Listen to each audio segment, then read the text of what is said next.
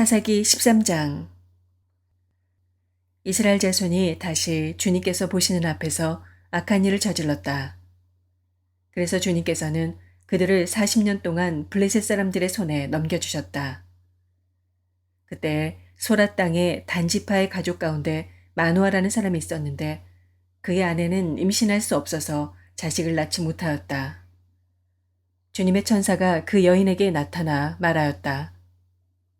보아라, 내가 지금까지는 임신할 수 없어서 아이를 낳지 못하였으나 이제는 임신하여 아들을 낳게 될 것이다. 그러므로 이제부터 조심하여 포도주나 독한 술을 마시지 말아라. 부정한 것은 어떤 것도 먹어서는 안 된다. 내가 임신하여 아들을 낳을 것인데 그 아이의 머리에 면도칼을 대어서는 안 된다. 그 아이는 모태에서부터 이미 하나님께 바쳐진 나실 사람이기 때문이다. 바로 그가 블레셋 사람의 손에서 이스라엘을 구하는 일을 시작할 것이다. 여인은 곧바로 남편에게 가서 말하였다. 하나님의 사람이 나에게 오셨는데 그분의 모습이 하나님의 천사의 모습과 같아서 너무나 두려웠습니다. 그래서 나는 그분이 어디서 오셨는지 감히 묻지도 못하였고 또 그분도 나에게 자기 이름을 일러주지 않았습니다. 그런데 그분이 내게 말하기를 내가 임신하여 아들을 낳을 것이니 이제부터 포도주와 독한 술을 마시지 말고 부정한 것은 어떤 것도 먹어서는 안 된다고 말했습니다. 그 아이는 모태에서부터 죽는 날까지 하나님께 바쳐진 나실 사람으로 살아야 하기 때문이라고 했습니다. 이 말을 듣고 마누아가 주님께 기도드렸다. 주님, 우리에게 보내셨던 하나님의 사람을 우리에게 다시 오게 하셔서 태어날 아이에게 어떻게 해야 할지를 우리에게 가르치게 하여 주십시오.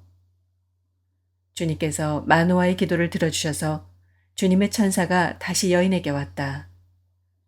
그때 그 여인은 밭에 앉아 있었는데 남편 마누아는 아내와 함께 있지 않았다. 그래서 그 여인은 급히 달려가 남편에게 말하였다. 와보세요. 저번에 나에게 오셨던 그분이 지금 나타나셨어요. 마누아는 일어나 곧 아내를 따라가서 그 사람에게 이르렀다. 마누아가 그를 보고서 저번에 자기의 처에게 말하던 그분이냐고 물었다. 그가 그렇다고 대답하자 마누아는 그에게 지난번에 한 그 말이 이루어질 때 그 아이가 지켜야 할 규칙은 무엇이며 또 그 아이가 할 일은 무엇이냐고 물었다. 주님의 천사가 마누아에게 일러주었다. 주님의 천사가 마누아의 아내에게 일러준 모든 것을 그 아이가 지켜야 하고 마누아의 아내는 포도나무에서 나는 것은 어떤 것도 먹어서는 안 되고 포도주와 독한 술을 마시지 않아야 하며 부정한 것은 어떤 것도 먹어서는 안 되고 주님의 천사가 마누아의 아내에게 명령한 모든 것을 마누아의 아내가 지켜야 한다고 말해 주었다. 그러자 마누아가 주님의 천사에게 새끼 염소를 한 마리 잡아 대접할 터이니 잠시 기다려달라고 하였다. 그러나 주님의 천사는 마누아에게 기다리라면 기다릴 수는 있으나 음식은 먹지 않겠다고 하면서 마누아가 번제를 준비한다면 그것은 마땅히 주님께 드려야 할 것이라고 말하였다. 마누아는 그가 주님의 천사라는 것을 전혀 알지 못하였다.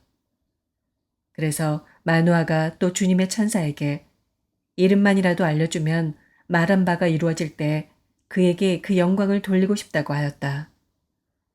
그러나 주님의 천사는 어찌하여 그렇게 자기의 이름을 묻느냐고 나무라면서 자기의 이름은 비밀이라고 하였다.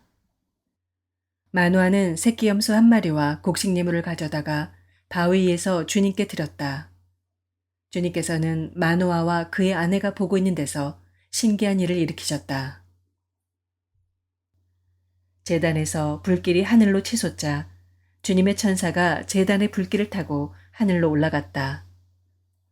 마누아와 그의 아내는 이것을 보고 얼굴을 땅에 대고 엎드렸다. 주님의 천사가 마누아와 그의 아내에게 다시 나타나지 않자 그제야 마누아는 비로소 그가 주님의 천사인 줄 알았다. 마누아는 아내에게 말하였다. 우리가 하나님을 보았으니 우리는 틀림없이 죽을 것이오.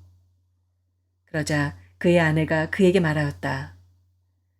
만일 주님께서 우리를 죽이려 하셨다면 우리의 손에서 번제물과 곡식 예물을 받지 않으셨을 것이며 또 우리에게 이런 모든 일을 보이거나 이런 말씀을 하시지도 않으셨을 겁니다. 그 여인이 아들을 낳고서 이름을 삼손이라고 하였다. 그 아이는 주님께서 내리시는 복을 받으면서 잘 자랐다. 그가 소라와 에스다올 사이에 있는 마하네단에 있을 때 주님의 영이 처음으로 그에게 내렸다.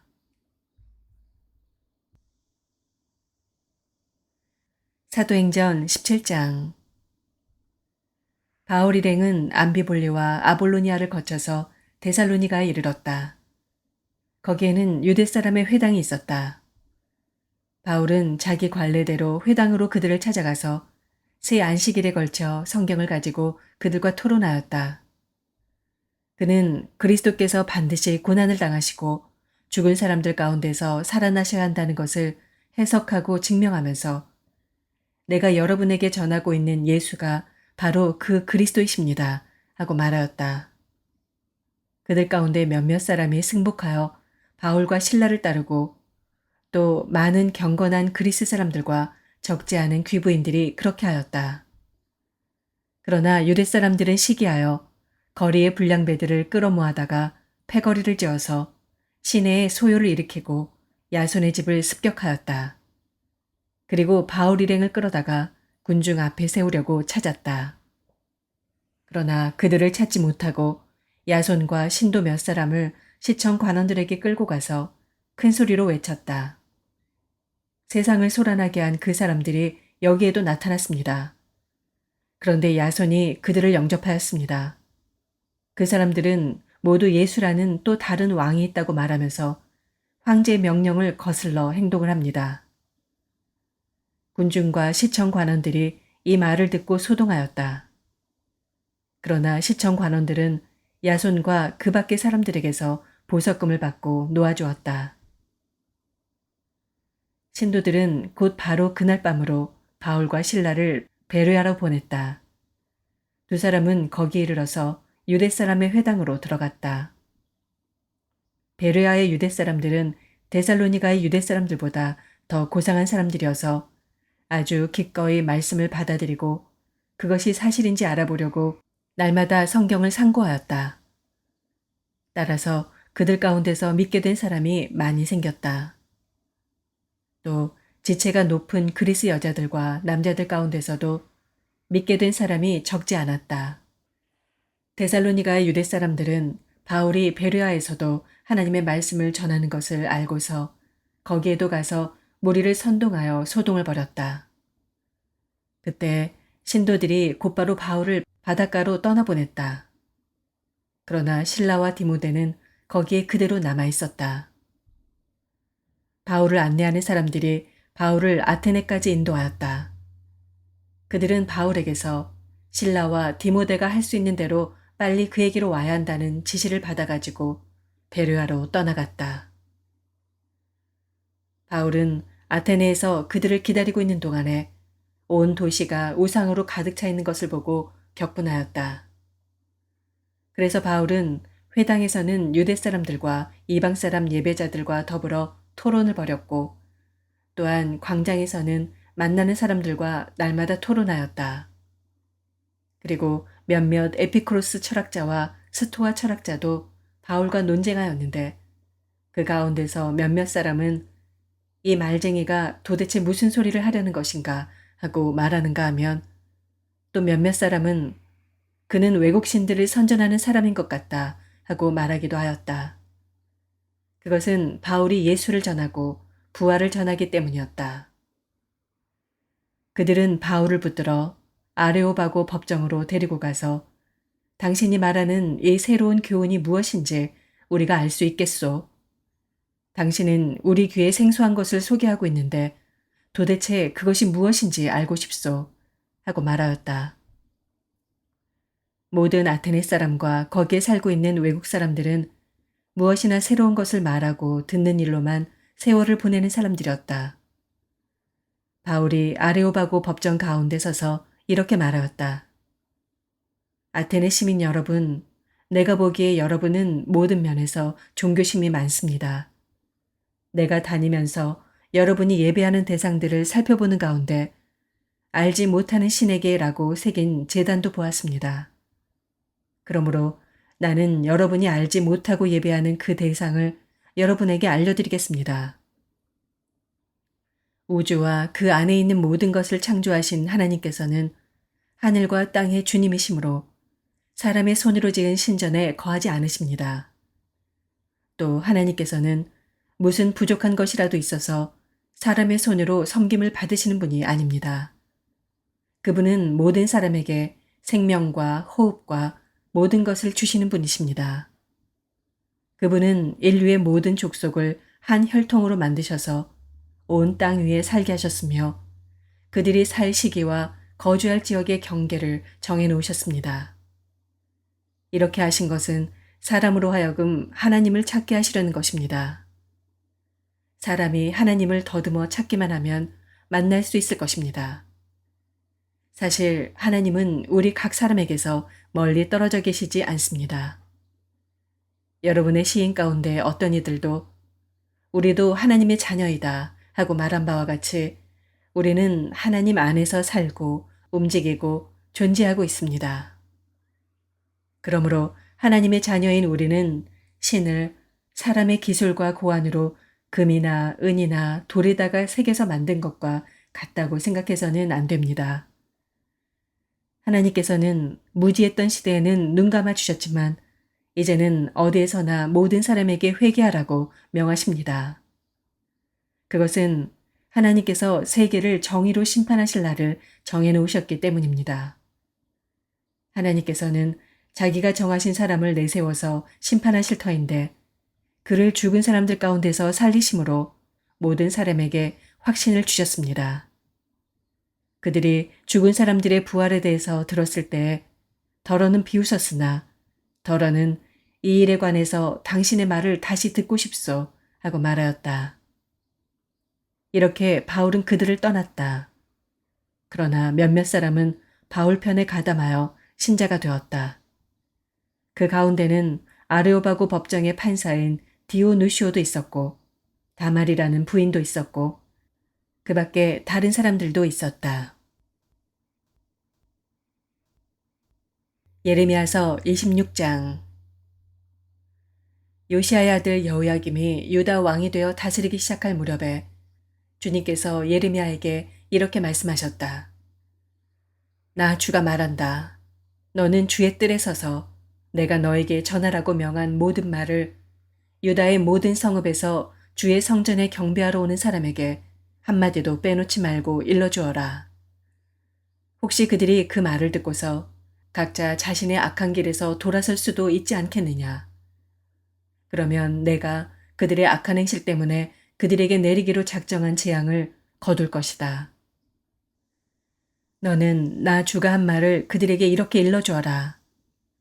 너희가 내가 너희에게 준 법에 따라서 순종하여 살지 않으면 내가 거듭하여 보내고 너희에게 서둘러서 보낸 내 종 예언자들의 말을 너희가 듣지 않으면 내가 이 성전을 실로처럼 만들어버리고 이 도성을 세상 만민의 저주거리가 되게 하겠다. 제사장들과 예언자들과 온 백성은 예레미야가 주님의 성전에서 선포한 이 말씀을 다 들었다. 이와 같이 예레미야가 주님의 명대로 모든 백성에게 주님의 모든 말씀을 선포하니 제사장들과 예언자들과 모든 백성이 그를 붙잡고 소리를 질렀다. 너는 반드시 죽고 말 것이다. 어찌하여 내가 주님의 이름을 빌려 이 성전이 실로처럼 되고 이 도성이 멸망하여 여기에 아무도 살 수 없게 된다고 예언하느냐. 그러면서 온 백성이 주님의 성전 안에 있는 예레미야를 치려고 그 주위로 몰려들었다. 유다의 고관들은 이 소문을 듣고 왕궁에서 주님의 성전으로 올라가 주님의 성전 새 대문 어귀에 앉았다. 제사장들과 예언자들이 그 고관들과 온 백성에게 말하였다. 이 사람은 사형 선고를 받아야 마땅합니다. 여러분이 직접 귀로 들으신 바와 같이 그는 이 도성이 멸망한다고 예언을 하였습니다. 그러나 예레미야는 모든 고관과 온 백성에게 이렇게 대답하였다. 여러분이 들으신 모든 말씀대로 이 성전과 이 도성의 재앙을 예언하라고 주님께서 나를 보내셨습니다. 그러므로 이제 여러분은 자신의 행동과 행실을 바르게 고치고 여러분의 하나님이신 주님의 말씀에 순종하십시오. 그러면 주님께서도 여러분에게 내리시겠다고 말씀하신 재앙을 거두실 수도 있을 것입니다. 나는 여러분의 손에 잡혀 있으니 여러분이 보시기에 좋으신 대로 옳다고 생각되는 대로 나를 처리하십시오. 그러나 이것만은 분명히 알아두십시오. 여러분이 나를 죽인다면 자신과 이 도성과 이 도성의 주민은 무지한 사람의 피를 흘린 죄값을 받을 것이니 이는 이 모든 말씀을 여러분의 귀에 전하도록 나를 보내신 이가 바로 주님이시기 때문입니다. 그러자 고관들과 온 백성이 제사장들과 예언자들에게 말하였다. 이 사람에게는 사형 선고를 받아야 할 만한 죄가 없습니다. 그는 주 우리 하나님의 이름으로 우리에게 말씀을 전하였기 때문입니다. 이때 지방의 장로들 가운데서 몇 사람이 일어나서 거기에 모인 백성의 온 회중에게 이렇게 말하였다. 유대왕 히스기야 시대에 모레셋 사람 미가가 유다 온 백성에게 이와 같이 예언하였습니다. 나 만군의 주가 말한다. 시온이 밭 갈듯 뒤엎어질 것이며 예루살렘이 폐허더미가 되고 성전이 서 있는 이 산은 수풀만이 무성한 언덕이 되고 말 것이다. 그때 유다 왕 히스기야와 온 유다 백성이 그를 죽였습니까? 그들이 오히려 주님을 두려워하고 주님의 은혜를 간구하니 주님께서도 그들에게 내리겠다고 말씀하신 재앙을 거두시지 않았습니까? 그런데 지금 우리는 그 큰 재앙을 우리 자신들에게 불러들이려 하고 있습니다. 그 당시에 주님의 이름으로 예언한 사람이 또 한 명 있었는데 그가 바로 기럇 여아림 사람 스마야의 아들 우리아였다. 그도 예레미야와 같은 말씀으로 이 도성과 이 나라에 재앙이 내릴 것을 예언하였다. 그런데 여호야김 왕이 자기의 모든 용사와 모든 고관과 함께 그의 말을 들은 뒤에 그를 직접 죽이려고 찾았다. 우리아가 이 소식을 듣고 두려워하여 이집트로 도망하였다. 그러자 여호야김 왕이 악볼의 아들 엘라단에게 몇 사람의 수행원을 딸려서 이집트로 보냈다. 그들이 이집트에서 우리아를 붙잡아 여호야김 왕에게 데려오자 왕은 그를 칼로 죽이고 그 시체를 평민의 공동 묘지에 던졌다. 그러나 예레미야는 사반의 아들 아히감이 보호하여 주었으므로 그를 죽이려는 백성의 손에서 벗어날 수 있었다.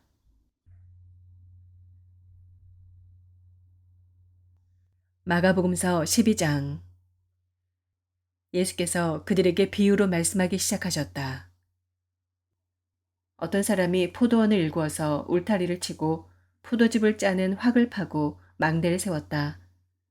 그리고 그것을 농부들에게 새로 주고 멀리 떠났다. 때가 되어서 주인은 농부들에게서 포도원 수출의 얼마를 받으려고 한 종을 농부들에게 보냈다. 그런데 그들은 그 종을 잡아서 때리고 빈손으로 돌려보냈다. 주인이 다시 다른 종을 농부들에게 보냈다.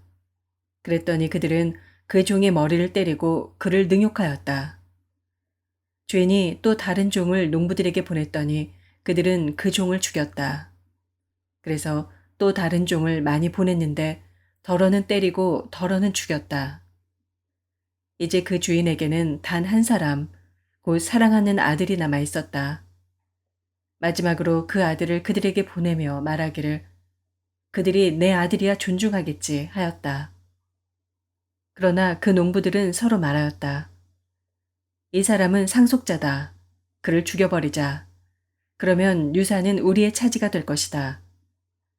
그러면서 그들은 그를 잡아서 죽이고 포도원 바깥에다가 내던졌다. 그러니 포도원 주인이 어떻게 하겠느냐. 그는 와서 농부들을 죽이고 포도원을 다른 사람들에게 줄 것이다. 너희는 성경에서 이런 말씀도 읽어보지 못하였느냐? 집을 짓는 사람이 버린 돌이 집 모퉁이의 머릿돌이 되었다. 이것은 주님께서 하신 일이요. 우리 눈에는 놀랍게 보인다. 그들은 이 비유가 자기들을 겨냥하여 하신 말씀인 줄 알아차리고 예수를 잡으려고 하였다. 그러나 그들은 무리를 두려워하여 예수를 그대로 두고 떠나갔다. 그들은 말로 예수를 책잡으려고 바리새파 사람들과 헤롯 당원 가운데서 몇 사람을 예수께로 보냈다. 그들이 와서 예수께 말하였다. 선생님, 우리는 선생님이 진실한 분이시고 아무에게도 매이지 않는 분이심을 압니다. 선생님은 사람의 겉모습으로 판단하지 않으시고 하나님의 길을 참되게 가르치십니다. 그런데 황제에게 세금을 바치는 것이 옳습니까? 옳지 않습니까? 바쳐야 합니까? 바치지 말아야 합니까? 예수께서 그들의 속임수를 아시고 그들에게 말씀하셨다.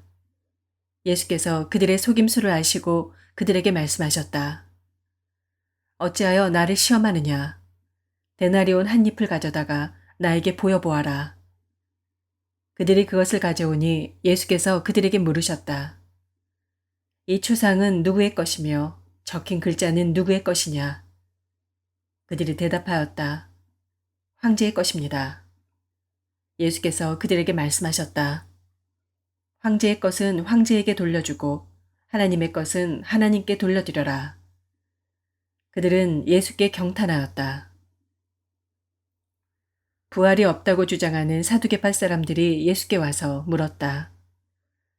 선생님, 모세가 우리에게 써주기를 어떤 사람의 형이 자식이 없이 아내만 남겨두고 죽으면 그 동생이 그 형수를 맞아들여서 그의 형에게 대를 이을 자식을 낳아줘야 한다 하였습니다. 형제가 7 있었습니다. 그런데 마지가 아내를 얻었는데 죽을 때에 자식을 남기지 못하였습니다. 그리하여 둘째가 그 형수를 맞아들였는데 그도 또한 자식을 남기지 못하고 죽고 셋째도 그러하였습니다. 7이 모두 자식을 두지 못하였습니다. 맨 마지막으로 그 여자도 죽었습니다. 그들이 살아날 부활 때에 그 여자는 그들 가운데 누구의 아내가 되겠습니까? 7이 모두 그 여자를 아내로 맞아들였으니 말입니다. 예수께서 그들에게 말씀하셨다. 너희는 성경도 모르고 하나님의 능력도 모르니까 잘못 생각하는 것이 아니냐. 사람이 죽은 사람들 가운데서 살아날 때에는 장가도 가지 않고 시집도 가지 않고 하늘에 있는 천사들과 같다. 죽은 사람들이 살아나는 일에 관해서는 모세의 책에 떨기나무 이야기가 나오는 대목에서 하나님께서 모세에게 어떻게 말씀하셨는지를 너희는 읽어보지 못하였느냐. 하나님께서는 모세에게 말씀하시기를 나는 아브라함의 하나님이요 이삭의 하나님이요 야곱의 하나님이다 하시지 않으셨느냐. 하나님은 죽은 사람들의 하나님이 아니라 살아있는 사람들의 하나님이시다. 너희는 생각을 크게 잘못하고 있다. 율법학자들 가운데 한 사람이 다가와서 그들이 변론하는 것을 들었다. 그는 예수가 그들에게 대답을 잘 하시는 것을 보고서 예수께 물었다. 모든 계명 가운데서 가장 으뜸되는 것은 어느 것입니까? 예수께서 대답하셨다. 첫째는 이것이다. 이스라엘아, 들어라. 우리 하나님이신 주님은 오직 한 분이신 주님이시다. 내 마음을 다하고 내 목숨을 다하고 내 뜻을 다하고 내 힘을 다하여 너의 하나님이신 주님을 사랑하여라. 둘째는 이것이다. 내 이웃을 내 몸같이 사랑하여라. 이 계명보다 더 큰 계명은 없다. 그러자 율법학자가 예수께 말하였다. 선생님, 옳은 말씀입니다. 하나님은 한 분이시오. 그 밖에 다른 이는 없다고 하신 그 말씀은 옳습니다. 또 마음을 다하고 지혜를 다하고 힘을 다하여 하나님을 사랑하는 것과 이웃을 자기 몸같이 사랑하는 것이 모든 번제와 희생제보다 더 낫습니다. 예수께서는 그가 슬기롭게 대답하는 것을 보시고 그에게 말씀하셨다. 너는 하나님의 나라에서 멀리 있지 않다. 그 뒤에는 감히 예수께 더 묻는 사람이 없었다. 예수께서 성전에서 가르치실 때 이렇게 말씀하셨다. 어찌하여 율법학자들은 그리스도가 다윗의 자손이라고 하느냐. 다윗이 성령의 감동을 받아서 친히 이렇게 말하였다. 주님께서 내 주께 말씀하셨다. 내가 내 원수를 내 발 아래에 굴복시킬 때까지 너는 내 오른쪽에 앉아 있어라. 다윗 스스로가 그를 주라고 불렀는데 어떻게 그가 다윗의 자손이 되겠느냐. 많은 무리가 예수의 말씀을 기쁘게 들었다. 예수께서 가르치시면서 이렇게 말씀하셨다. 율법학자들을 조심하여라. 그들은 예복을 입고 다니기를 좋아하고 장터에서 인사받기를 좋아하고 회당에서는 높은 자리에 앉기를 좋아하고 잔치에서는 윗자리에 앉기를 좋아한다. 그들은 과부들의 가산을 삼키고 남에게 보이려고 길게 기도한다. 이런 사람들이야말로 더 엄한 심판을 받을 것이다. 예수께서 헌금함 맞은쪽에 앉아서 무리가 어떻게 헌금함에 돈을 넣는가를 보고 계셨다. 많이 넣는 부자가 여럿 있었다.